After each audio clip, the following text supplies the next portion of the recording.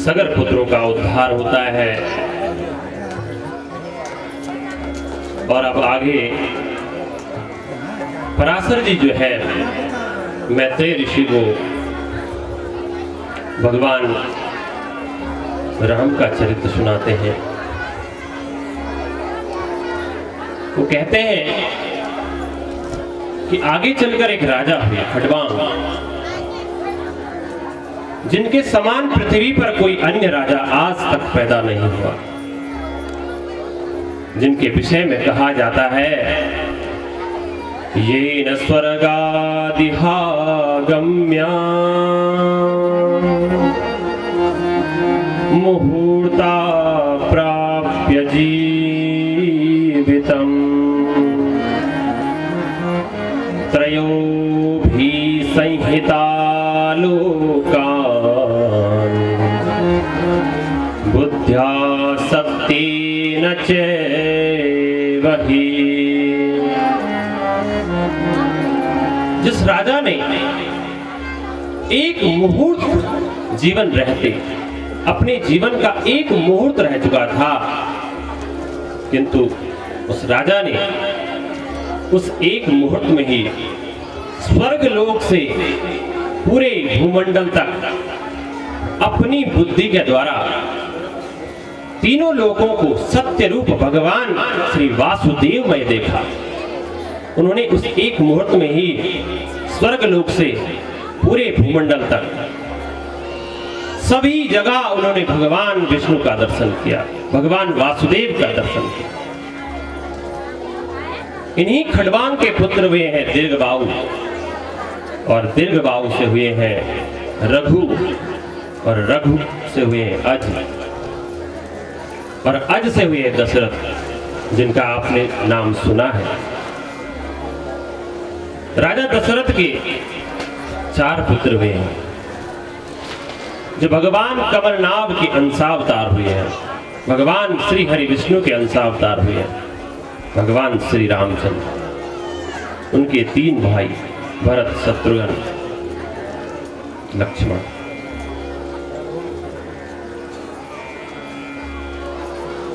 आदो राम तपोवनादिगमनम् हन्त्वा मृगान् काञ्चनम् वैदेही हरणं जटायुमरणम् सुग्रीव संभाषणम् बाली निग्रहणं समुद्रतरणं लंकापुरी दाहनं पश्चात् रावण कुंभकर्णहननं मे तद्विरामायणम्। मूल मर्यादा पुरुषोत्तम भगवान रामचंद्र की। राम जी तो बाल्यावस्था से ही परम विद्वत महात्मा श्री विश्वनाथ श्री विश्वामित्र जी की यज्ञ रक्षा के लिए जाते हुए उन्होंने ताड़िका राक्षसी का अंत किया। फिर यज्ञशाला में पहुंचकर उन्होंने मारी सुबाहु राक्षस थे, जिन्होंने उस जंगल में बहुत अत्याचार मचाया था, उनका भी उन्होंने वध किया। अपने दर्शन मात्र से, भगवान श्री राम के दर्शन मात्र से अहिल्या को निष्पाप किया। जनक जी की राजभवन में बिना श्रम के ही श्री महादेव जी का जो धनुष था उसको तोड़ा बिना पुरुषार्थ किए, और अयोनिजा जनक दुलारी राजनंदनी श्री सीता जी के साथ उन्होंने विवाह किया स्वयंवर में। फिर पिता के वचनों से राज्य लक्ष्मी को छोड़ करके अपने पिता की आज्ञा के अनुसार अपना सारा वैभव राज सिंहासन को त्याग दिया और लक्ष्मण सीता के संग वन में चले गए। राम जी बोले, जब वे वनवास जाते हैं तो अपनी प्रजा से कहते हैं, विदा माता पिता तुमसे चले वन 14 वर्षों को। विदा माता पिता तुमसे चले वन 14 वर्षों को। विदा माता पिता तुमसे चले वन 14 वर्षों को। विदा माता पिता तुमसे चले वन 14 वर्षों को। विदा माता पिता तुमसे चले वन 14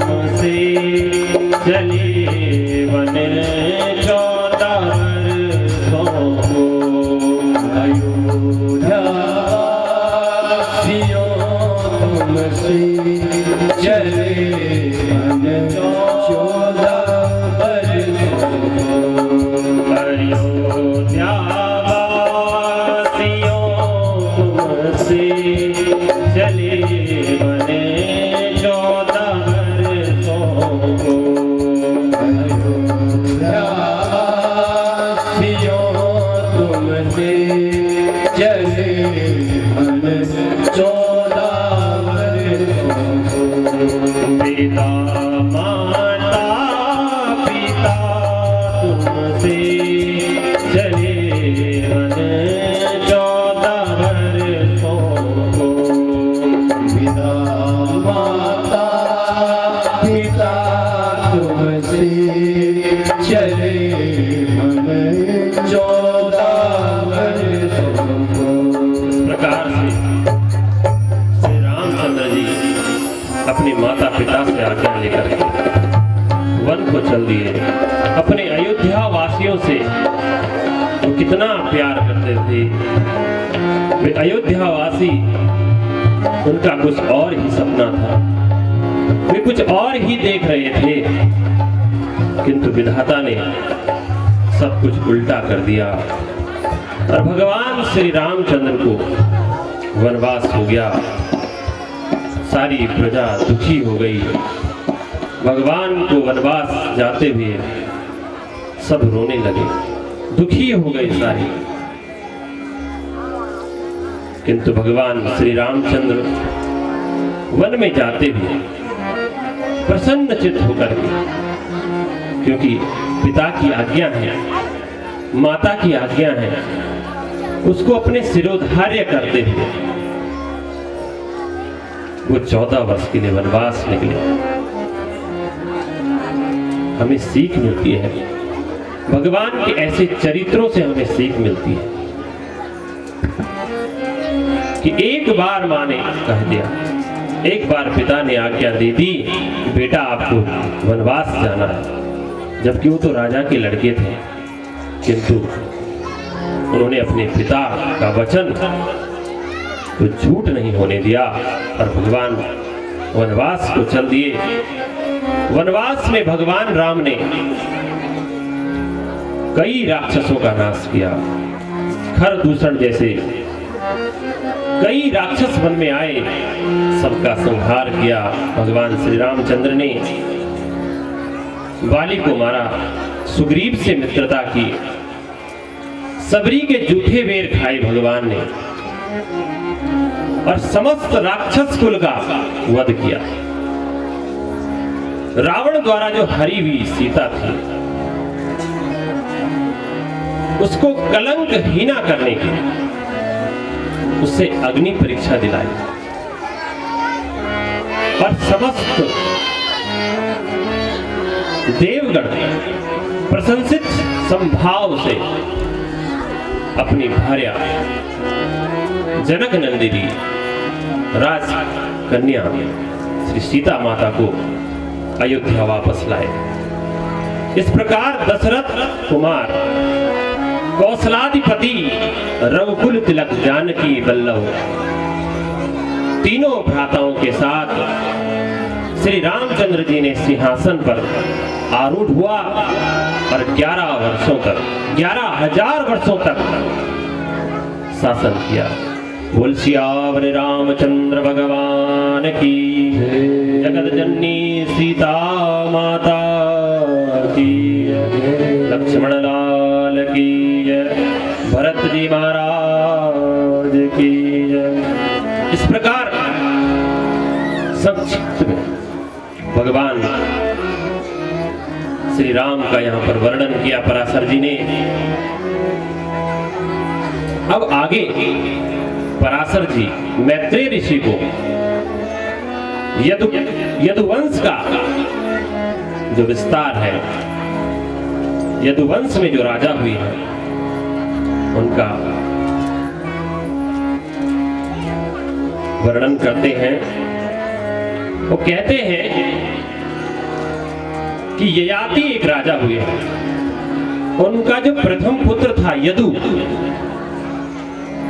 उसके वंश का मैं आपको वर्णन कर रहा हूं, आप सभी लोग ध्यान पूर्वक सुने। जिसमें मनुष्य, सिद्ध, गंधर्व, यक्ष, देव, दानव, आदित्य, रुद्र, वसु, मरुदगण, अश्विनी कुमार, महर्षि, देवर्षि, मुमुक्षु, धर्म, अर्थ, काम, मोक्ष, इन सब के जो अभिलाषी पुरुष हैं वे सदा सर्वदा इस वंश की स्तुति करते हैं, क्योंकि इस वंश में, इस यदुवंश में अखिल कोटि ब्रह्मांड नायक जगत पिता जगदीश्वर भगवान विष्णु के अंशावतार भगवान कृष्ण का जन्म है। यदुर्वंश नरासुरता सर्व पापे प्रमुच्यते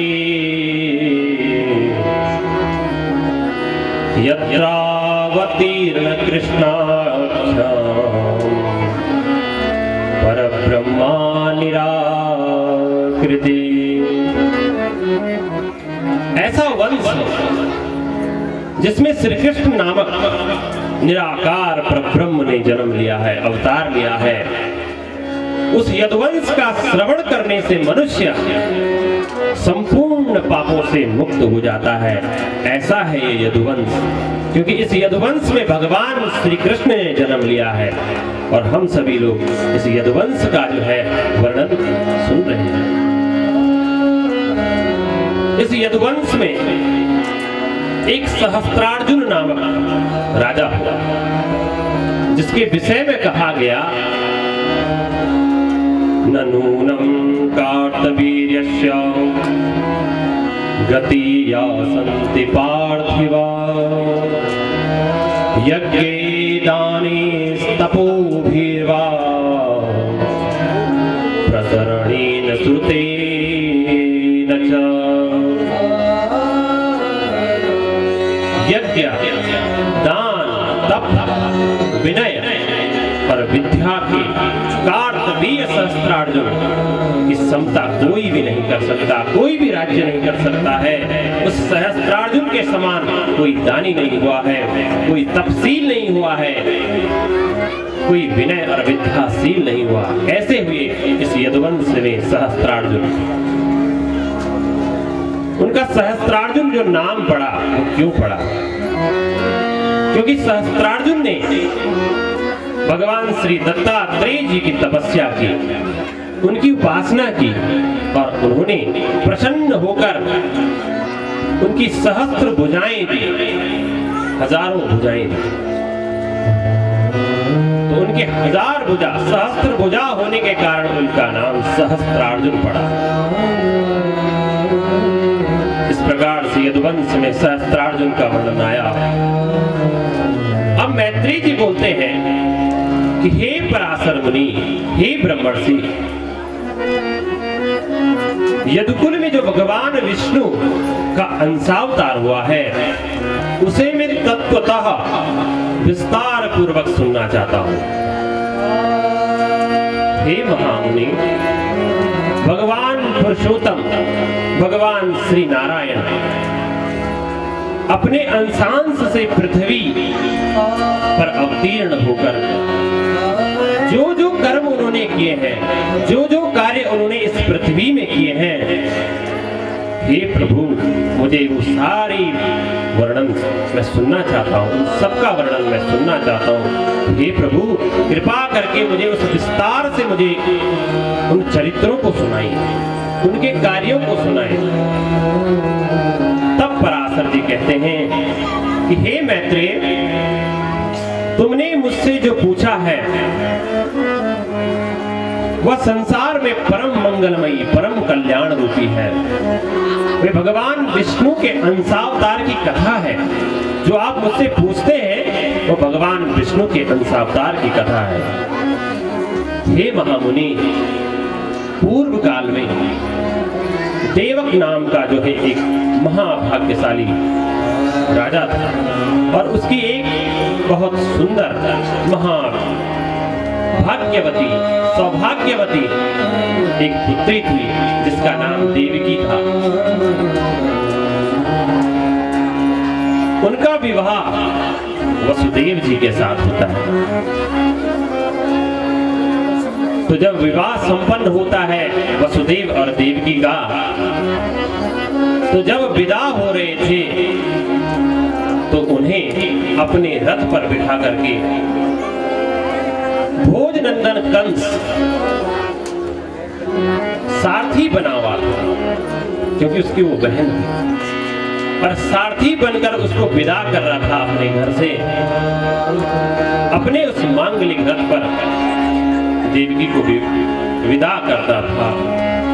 किंतु उसी समय उसी मेघ के समान गंभीर विघोष में एक आकाशवाणी हुई, और उस आकाशवाणी में वो आकाशवाणी कहती है कि अरे मूर्ख, जिसे तू अपने पति के, जिस स्त्री को तू पति के साथ इस रथ पर आरूढ़ करके ले जा रहा है, उसके 8वें गर्भ से तेरा प्राणांत हो जाएगा। जैसे ही कंस ने यह सुना, सुनते ही उसने अपने म्यान से तलवार निकाली और देवकी को मारने के लिए आतुर हुआ। किंतु वसुदेव जी उन्हें प्रणाम करते हुए कहने लगे कि हे महाराज, आप ऐसा न करें, ये तो आपकी बहन है, आप ऐसा न करें। अगर आपको इसके 8वें गर्भ से डर है ना, किंतु आप देवकी को क्यों मार रहे हैं? मैं आपके साथ एक संधि करता हूं, मैं आपको वचन देता हूं कि आप देवकी को मत मारें। हाँ, मैं एक वचन आपको अवश्य देता हूं कि जो इसका 8वां गर्भ होगा, मैं उसे आपके पास सौंप दूंगा। मैं एक एक करके इन बच्चों को आपके समक्ष लाऊंगा। तो कंस ने कहा, चलो ठीक है, इस देवकी का तो कोई, ये तो निरपराध है, इसका कोई अपराध नहीं। हाँ, मुझे डर है तो इसके होने वाले बच्चों से है। तो वसुदेव के कहने पर कंस मान गए और उन्होंने अपने कारागार में वसुदेव और देवकी को डाल दिया। किंतु भगवान के इस अवतार में, भगवान श्री कृष्ण के इस अवतार में एक विशिष्ट बात है। वो विशिष्ट बात अन्य अवतारों में आज तक नहीं देखी गई। वो विशिष्ट बात क्या है? कृष्णस्तु भगवान स्वयं, क्योंकि कृष्ण के रूप में भगवान स्वयं प्रकट हुए हैं।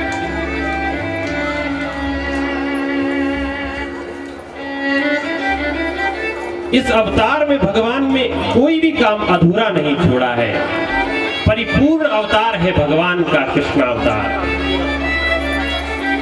और क्यों नहीं करते?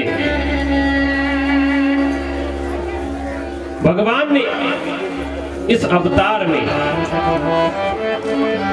एक विशिष्ट बात बताई कि क्या कोई मनुष्य मर करके दोबारा जीवित हो सकता है, जीवित आ सकता है?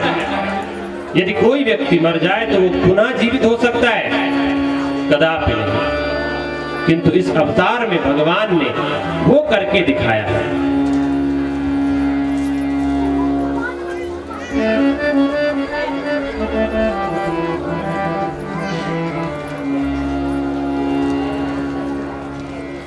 परंतु जब कन्हैया अपने गुरुकुल में जब गए थे, तो उस वक्त जब वो अपनी पढ़ाई करके वापस आ रहे थे, तो पहले जब गुरुकुल में जाते थे पढ़ने के लिए, जैसे भगवान श्री कृष्ण अपने गुरुकुल में पढ़ने गए गुरु माता के पास, गुरु के पास, तो जब पढ़ाई पूरी हो जाती थी, तो जब घर को वापस आते थे तो उससे पूर्व गुरु को गुरु दक्षिणा दी जाती थी।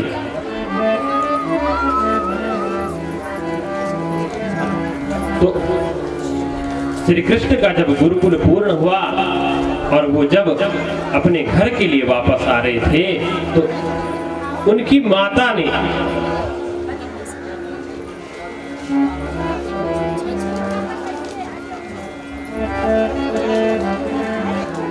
जो गुरु माता थी,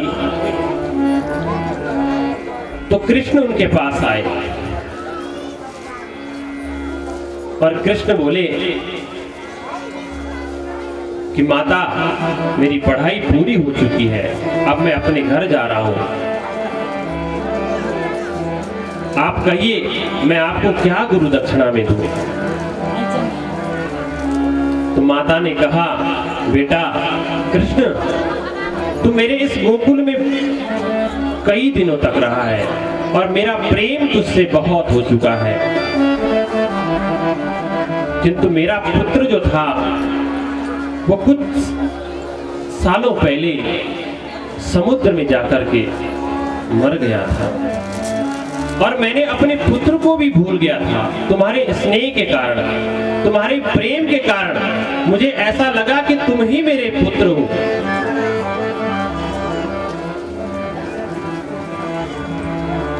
ऐसा भाव दिखाया मां ने और गुरु माता ने कहा, बेटा यदि तुम चाहते हो मुझे गुरु दक्षिणा देना तो मुझे मेरा वो बेटा ला करके दे दो। अब कृष्ण ने कहा, गुरु माता ने कहा है तो उसको मुझे पूरा करना ही होगा। तो भगवान चले और माता से कहा, जो आज्ञा माता।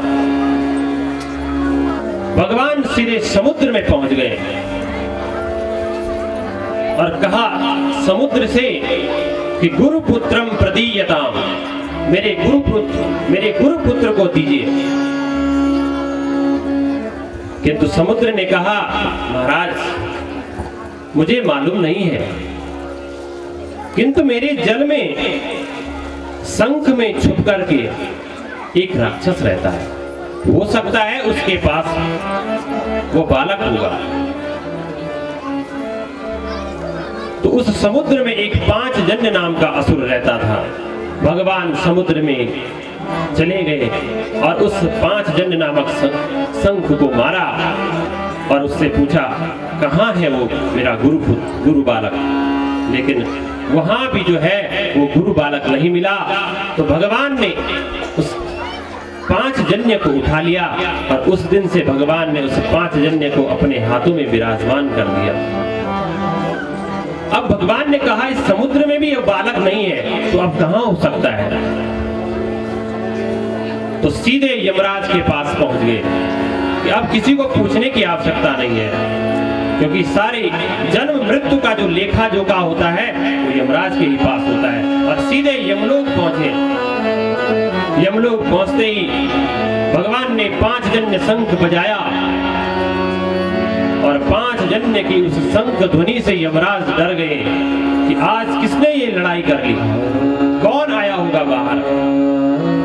जैसे ही बाहर भगवान के दर्शन किए तो यमराज ने प्रणाम कर दिया, भगवान को प्रणाम किया और पूछे, प्रभु आज कैसा आना हुआ। तो भगवान ने कहा, मेरा गुरु बालक है यहाँ पर, मेरा गुरु पुत्र है, उसे वापस दीजिएगा। तो यमराज कहते हैं कि प्रभु यमलोक में लोग, ये जो प्राणी है ये घूमने के लिए नहीं आते हैं, यहाँ तो अपने कर्मों के, जो आपने कर्म किए हैं उनका दंड भोगने के लिए यहाँ पर मनुष्य आता है, प्राणी आता है, पिकनिक करने के लिए नहीं आता है।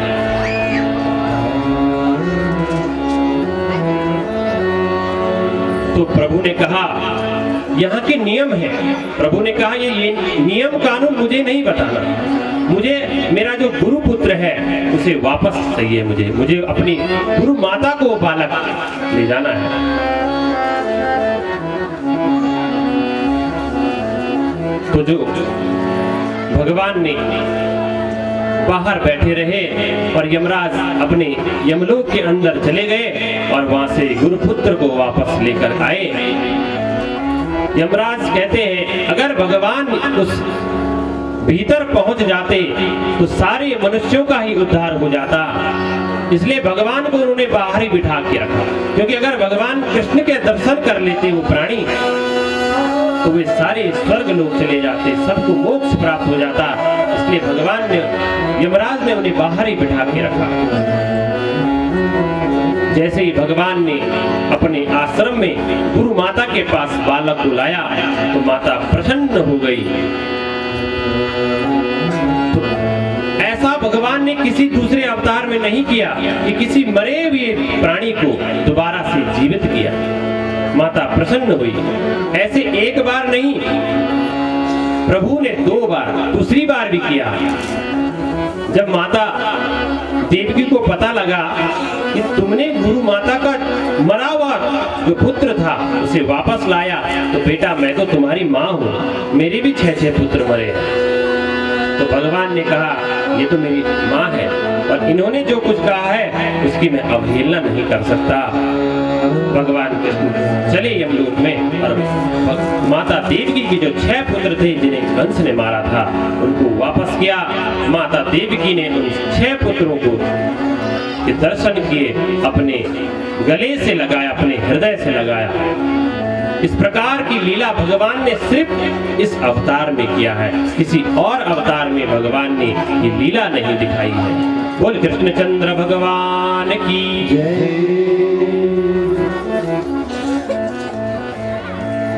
भगवान कौन है?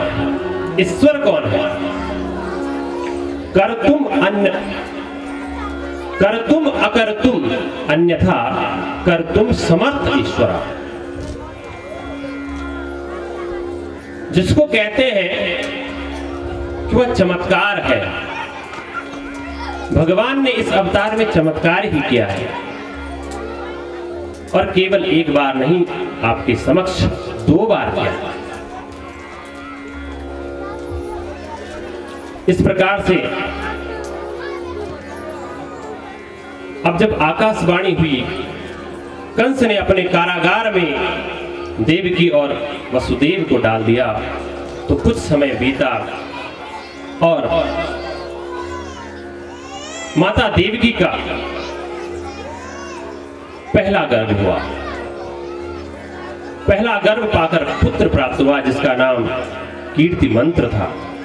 वसुदेव जी ने उस बालक को पकड़ा और कंस के पास पहुंचा दिया। कंस बोला मैं इस नवजात बालक का क्या करूंगा, ले जाओ इसे यहां से। जब 8वां गर्भ होगा, जब 8वां बालक जन्म होगा तो उसे मेरे पास लेकर के आना। उसी बीच में नारद जी प्रकट हो गए। उन्होंने कहा अरे अगर कंस इसी प्रकार से उदारता दिखाएगा तो इसका पाप का घड़ा नहीं भरने वाला, इसलिए मुझे कुछ न कुछ करना पड़ेगा। तो नारद जी पहुंच गए कंस के पास और बोले कि हे राजन, उसको एक कमल का पुष्प दिखाया कंस को और बताओ ये क्या है? कंस ये क्या है? कंस ने कहा ये तो सबने देखा है महाराज। नारद जी ये कमल है। नारद जी कहते हैं हाँ मैं जान रहा हूं ये कमल है। ठीक है ये कमल है, परंतु इस कमल में जो 8वीं पंखुड़ी है वो कौन सी है? तो कंस इधर से गिनता है, एक बार इधर से गिनता है, उसको बार बार 8 ही नजर आते हैं। अब उसका माथा घूमता है और वो समझ जाता है कि नारद जी क्या कहना चाहते हैं और कहता है गुरुजी मैं समझ गया, आप क्या कहना चाहते हैं, आप धन्य हैं गुरुजी। तुरंत वसुदेव को बुलाया और उस बालक को जो पहला गर्भ हुआ था, पहला बालक था, उसको छीना और उसको जमीन पर पटक दिया। इस प्रकार कंस ने 6 पुत्रों की हत्या कर दी। सप्तम वैष्णव धाम, सप्तम गर्भ जो है भगवान ने शेष रूप में अवतार लिया। शेष के रूप में भगवान शेषावतार के रूप में, बलराम के रूप में भगवान ने गर्भ धारण किया। बोले भगवान कह रहे हैं शेष महाराज जी से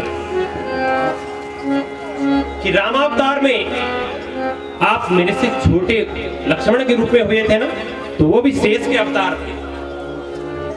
तो रामावतार में आप मेरे से छोटे थे, लेकिन अब कृष्ण अवतार में आप मेरे से बड़े होंगे, इसलिए आप बलराम होंगे।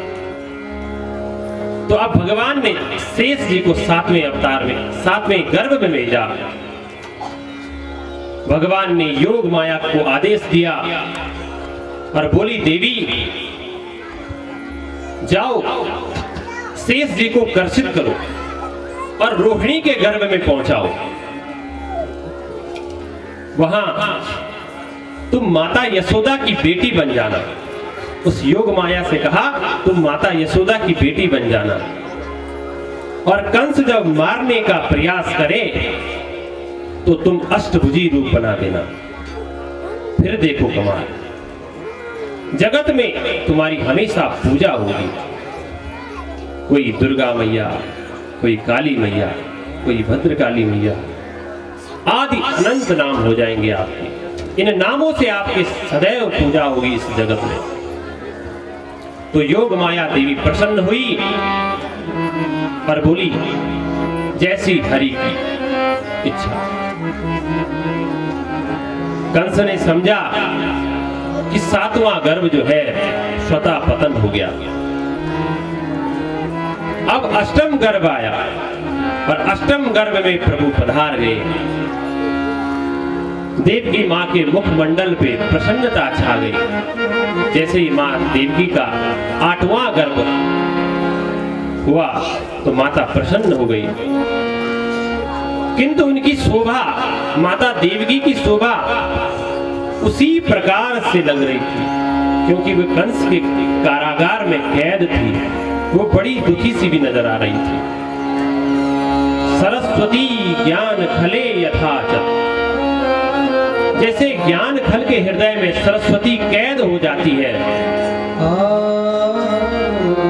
शास्त्र का बोध होने पर भी जो शास्त्रीय दिव्य विद्या का दान न करे, उसको शास्त्रों का ज्ञान है, और उस ज्ञान को अगर वो किसी को दान न करे तो वो अज्ञान खल कहलाता है।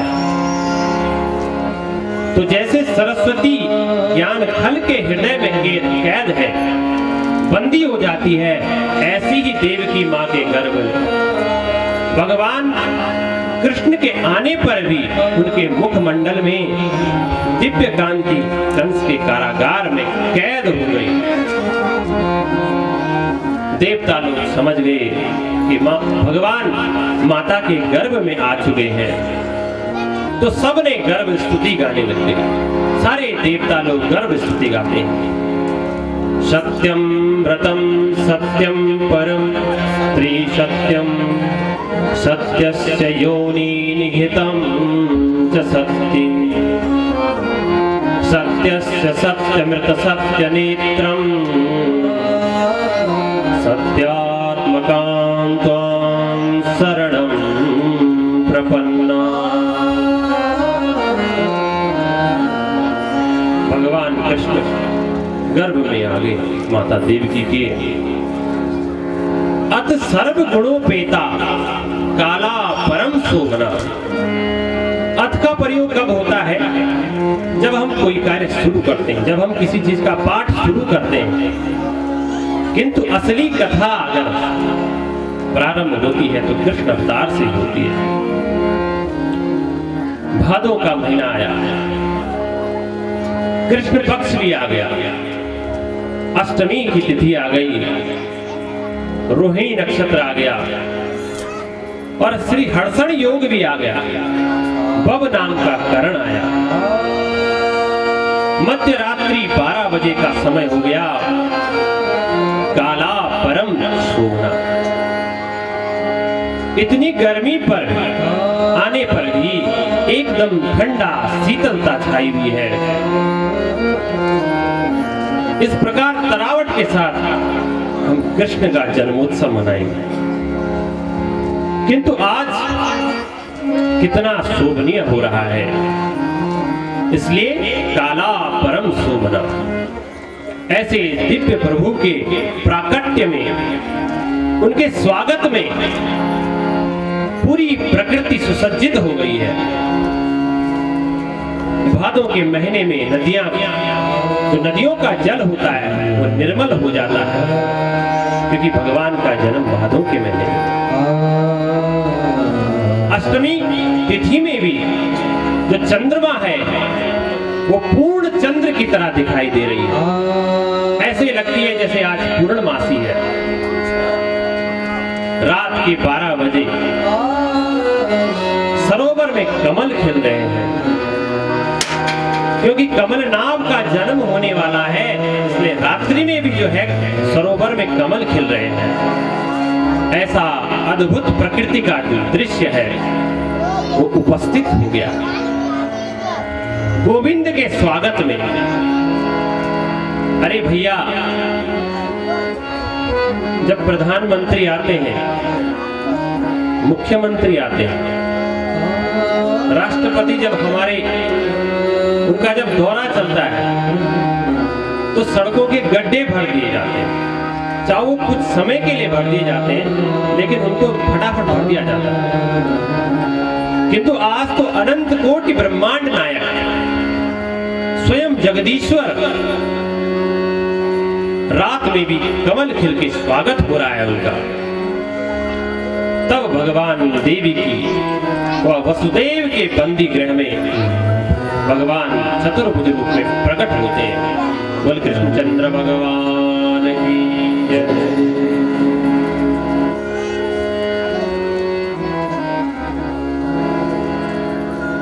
तमा अद्भुत बालक अम्बुजे क्षण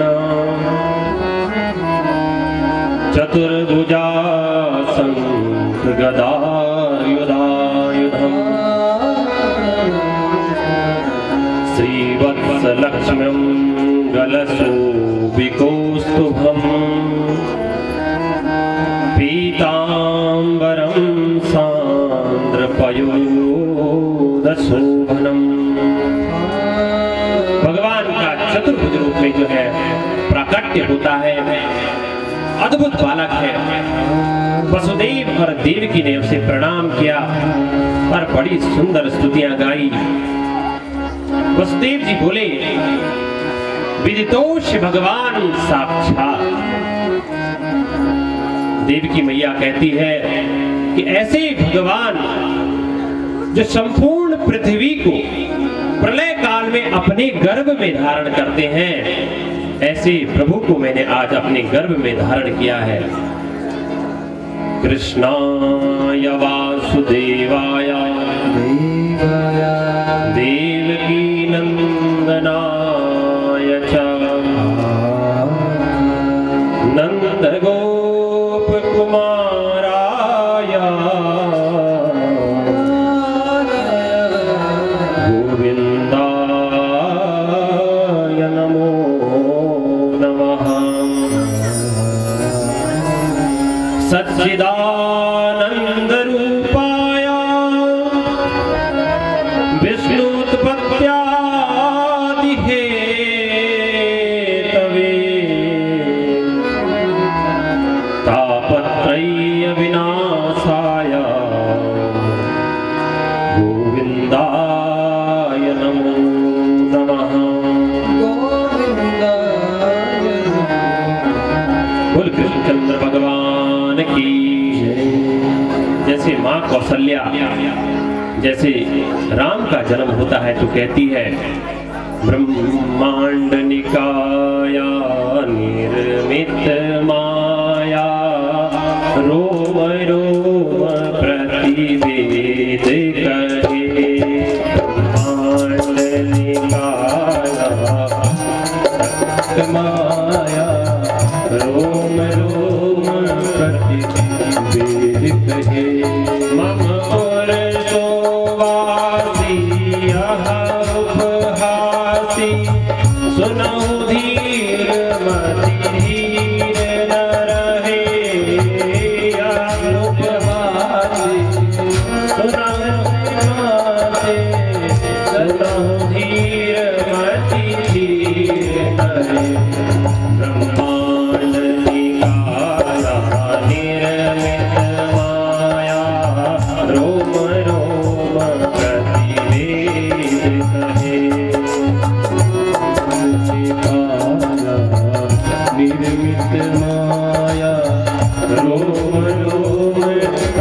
वेद कहे।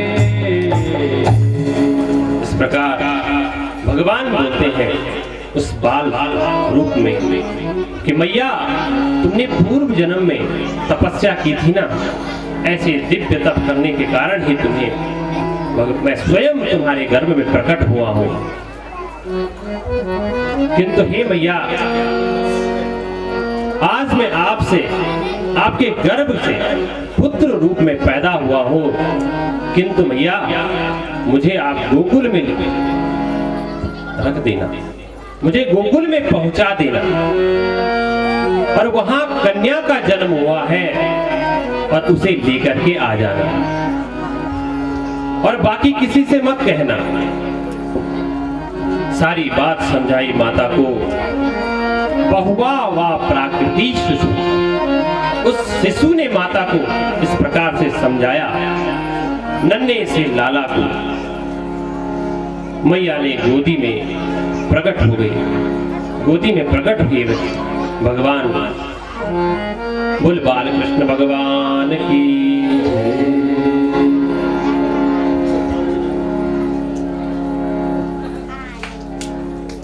भगवान मौन रहे, सदा मौन रहे माता। तो वसुदेव जी ने एक सूप में बिठाकर रात्रि में उन्हें बाहर निकाले, और वसुदेव जी जैसे ही बाहर निकले तो कारागार जो बंदी रक्षक थे, मथुरा के जो द्वारपाल थे, वो योग निंदा के कारण, योग निंदा के प्रभाव से अचेत हो गए।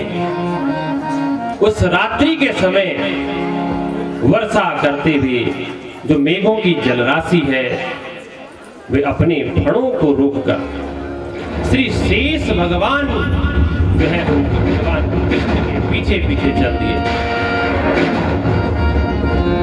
भगवान विष्णु को जब ले जाते हुए वसुदेव नाना प्रकार के सैकड़ों भंवरों से भरी हुई और अत्यंत गंभीर यमुना जी जो कि घुटनों तक आ रही थी, उसे पार करते हुए गोकुल में पहुंचे।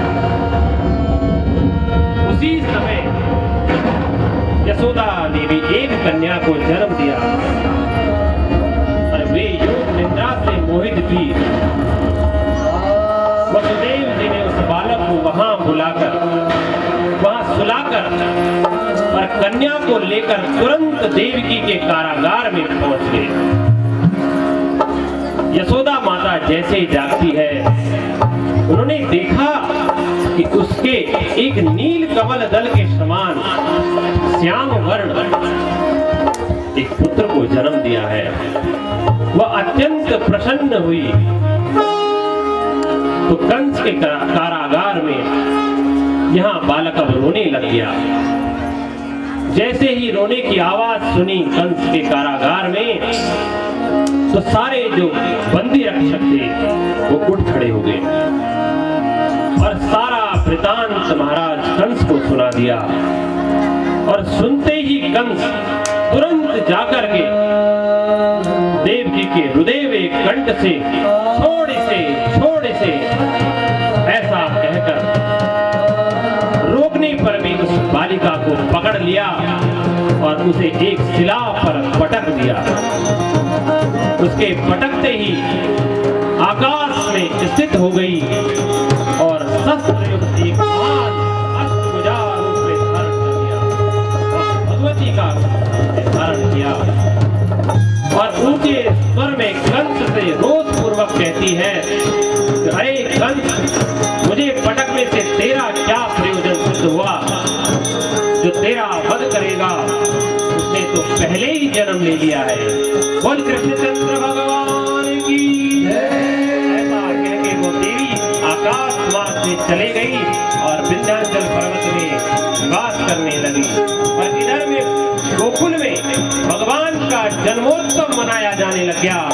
नंद बाबा की 90 वर्ष की आयु में एक बालक को जन्म दिया। बोल नंद बाबा की जय। नंद बाबा बाबा प्रसन्नचित होकर के दुहाई लगाने लग गए। बुलादी द्विवेदी त्रिवेदी चतुर्वेदी को, सभी वेद पाठियों को और बालक का जात कर्म संस्कार किया। ब्राह्मणों ने स्वस्ति वाचन किया, जात कर्म किया उस बालक का, और सभी लोग मिलजुल कर सारे गोप बाल गोपियां सारे गोकुल के लोग इकट्ठा होकर के नंद बाबा के घर में जन्मोत्सव मनाने लगे। बोल कृष्णचंद्र भगवान की जय, कृष्ण कन्हैया लाल की जय।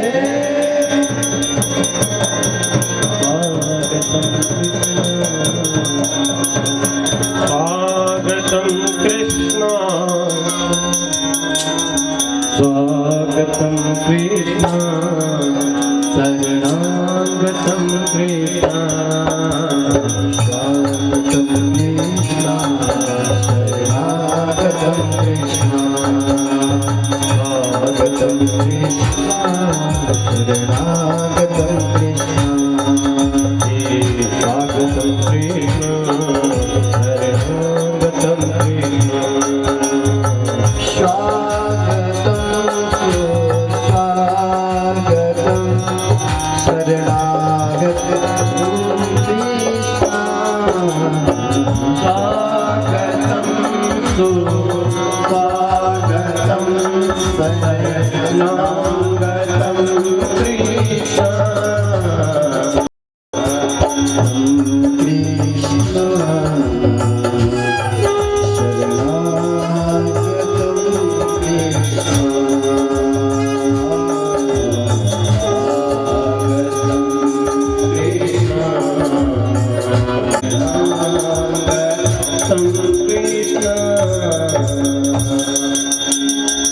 कृष्णचंद्र भगवान की, बाल मुकुंद भगवान की जय।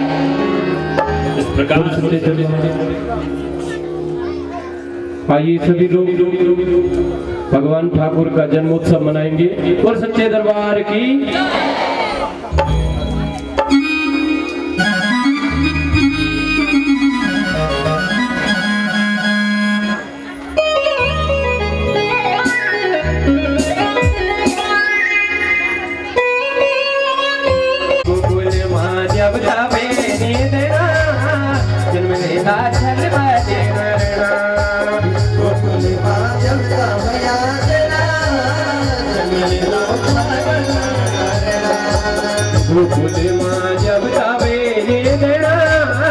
जन्म लेता छल बजे नरना, गोकुल माँ जब भया देना, जन्म ले दो छल बजे नरना, जन्म ले दो छल बजे नरना,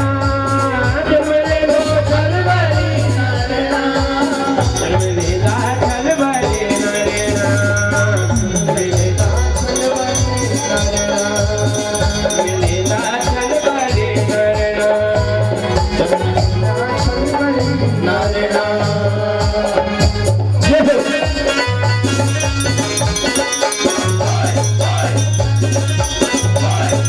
लगाओ सबक अपनी हाजिरी।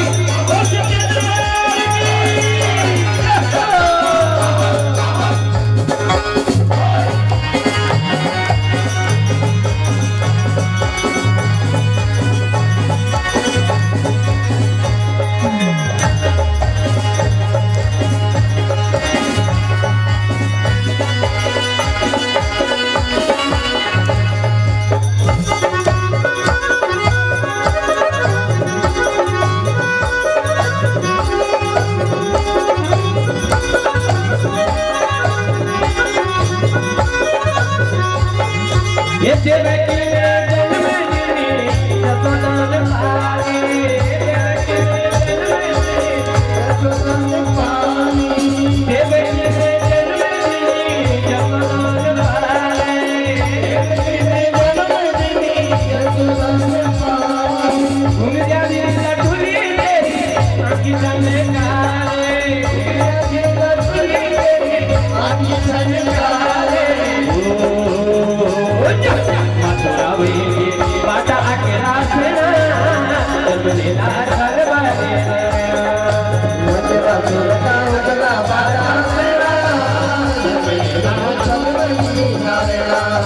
मथुरा वेगे मुकला बाटा सेना जन्मे दो छलवा देना मथुरा मुकला बाटा सेना जन्मे दो छलवा देना ये जन्मे ले लो छलवा देना जन्मे ले लो छलवा देना ये जन्मे ले लो छलवा देना जन्मे ले लो छलवा देना जन्मे ले लो छलवा देना जन्मे ले लो छलवा देना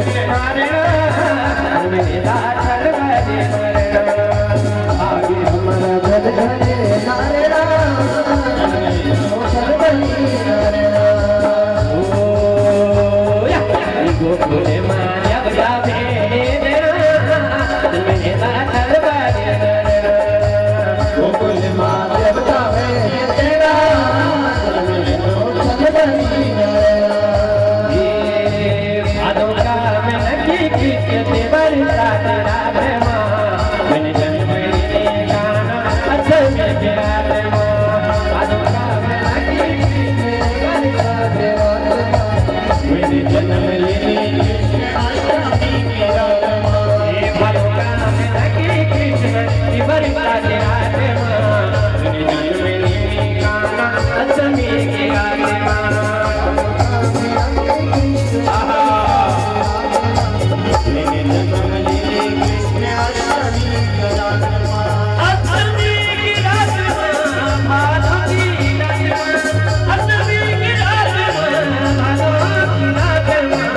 मेरे जन्म में गाना अष्टमी की रात माँ मेरे जन्म में गाना अष्टमी की रात माँ अदों का में लगी कृष्ण वर्षा की रात माँ मेरे जन्म में गाना अष्टमी की रात माँ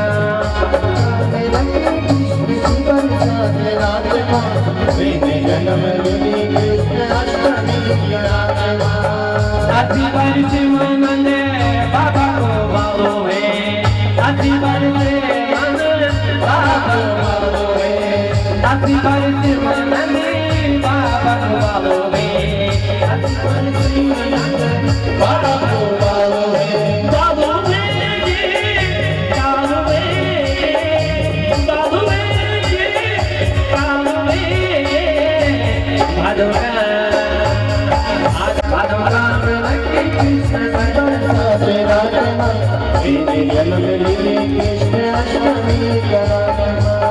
गोकुल मदन में मथुरम पद बड़ो में गोकुल मदन में मथुरम पद बड़ो में मथुरा मदन में गोकुल माँ पदी मथुरा मदन में गोकुल माँ पदी ये ध्यान आई गोकुल माँ आए ये ध्यान आई गोकुल माँ आए आधो का मैं लगी कृष्ण की वर्षा की रात माँ मेरे जन्म में कृष्ण अष्टमी की रात माँ मेरे जन्म में कृष्ण अष्टमी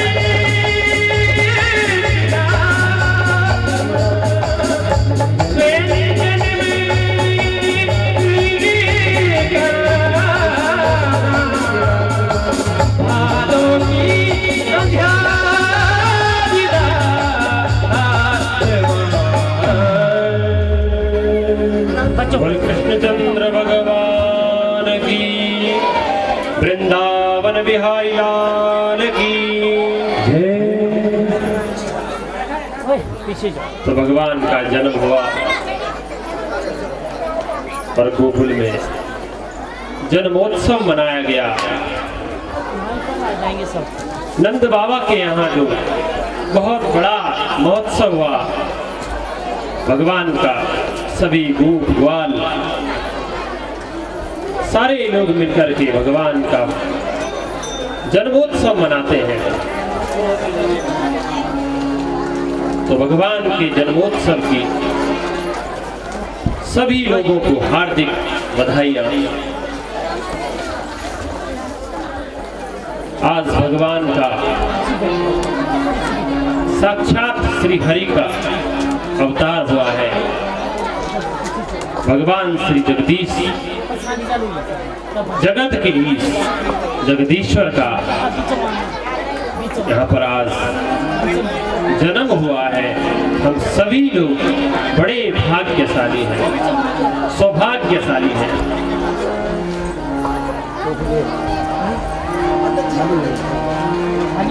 तो इस प्रकार से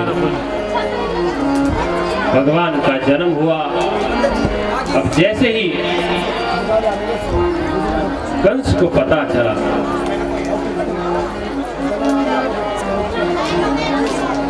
कि भगवान ने जन्म ले लिया है